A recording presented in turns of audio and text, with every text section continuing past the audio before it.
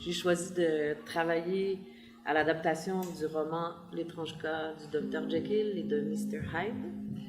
Je me disais, ça me tente de travailler encore une fois sur un thriller ou en tout cas une histoire où on est inquiet, travailler sur ce type d'ambiance-là. Mais c'est la première fois par contre que je travaille avec un texte qui est déjà écrit. J'ai toujours composé, toujours fait mes compositions en improvisation, en collant des diverses expérimentations. Mais c'est vraiment la première fois que je mets ce que j'ai appris au fil des ans en marionnette et en théâtre d'ombre et en théâtre d'objet, que je le mets à profit d'un texte déjà écrit.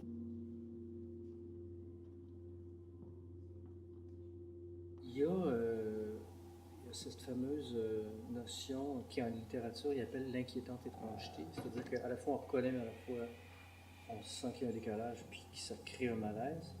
Moi, je pense que le but derrière ce spectacle-là, c'est ça. C'est à la fois s'y retrouver, mais à la fois être le décalage entre ce qu'on voit et ce qu'on comprend, crée une tension, finit par créer un malaise. Fait que la peur vient de là, de ce qu'on en propose juste assez pour que l'imagination du spectateur en fasse plus, voire trop, puis que ça crée un sentiment d'angoisse. Mais pourquoi il rit comme une hyène en me regardant? Comme s'il savait sur moi quelque chose que moi-même j'ignore. Il sait sur moi quelque chose que moi-même je ne sais pas. Mais qui se cache derrière ce rictus? Il y a dans son apparence quelque chose il a la démarche des mauvais les pullulantes et les engrenages d'endors. Il a les atomes crochus.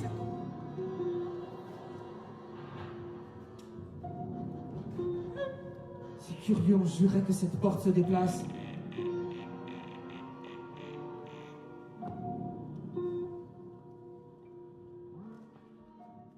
On a travaillé beaucoup en impro, à partir de matériel textuel, de matériaux textuels que Francis amenait, avec des thèmes assez ciblés d'improvisation, tirés du roman comme tel.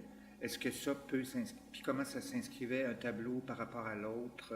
Est-ce qu'il y a une structure dramatique qui peut se dégager de ça? Quel médium utiliser aussi? Parce que des fois, on pouvait essayer la même proposition, mais avec 3 médiums différents, ombre, marionnette ou comme comédien. Là.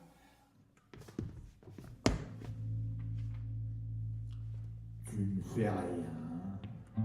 Insinuait son regard. Tu ne fais rien. Alors tu piétines avec moi. Insinuait son regard.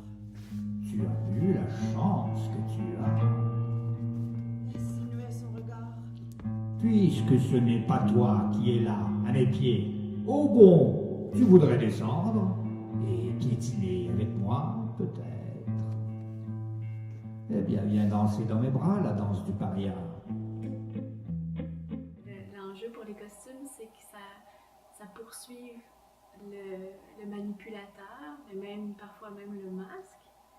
Donc si on a le personnage, les mains sont super importantes parce que c'est souvent les mains qui continuent le personnage, mais aussi le corps prend position entre le masque ou l'objet masque, parce que là c'est des masques qui sont manipulés sur la tête, mais aussi comme effigie. Fait que des fois ça permet au personnage de voler littéralement ou d'avoir des scènes un peu plus oniriques ou abstraites. Prenons le temps de le souligner. Vous êtes un chercheur sans ornière qui veut repousser la limite de notre pouvoir sur ce qui nous entoure, sur le monde extérieur, mais aussi ce qui nous constitue, ce monde inconnu, l'intérieur. La chimie, science de demain, comme vous le dites si bien, nous ouvre la porte du nouveau monde, un monde microscopique où votre implication macroscopique.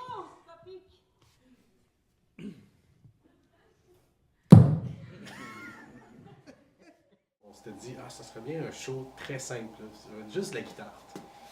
Là, c'était super agréable, on a fait une sorte d'essai. Je me suis rendu compte vite que ça serait pas assez. Donc là, j'ai eu l'idée On s'était dit pas d'ordi. C'est un show pas d'ordi. Fait que là, ensuite, c'était table tournante. Puis je me suis rendu compte que de faire jouer de la musique symphonique au ralenti, c'était parfait pour l'atmosphère que je cherchais, le côté monstrueux de Hyde. Là. Donc, les vinyles sont intégrés, puis là, tout à coup, il a fallu qu'il y ait des dialogues, puis des micros, puis mon setup a fait de plus en plus large. Je frappais le corps avec aussi peu de raison que n'en a un enfant en colère de briser son jouet. Chaque coup asséné m'était un délice, et je malmenais le corps inerte avec des transports d'allégresse. Après quoi, je ressortis parmi les rues éclairées, me délectant au souvenir de mon crime et dans mon délire, en projetant d'autres pour l'avenir.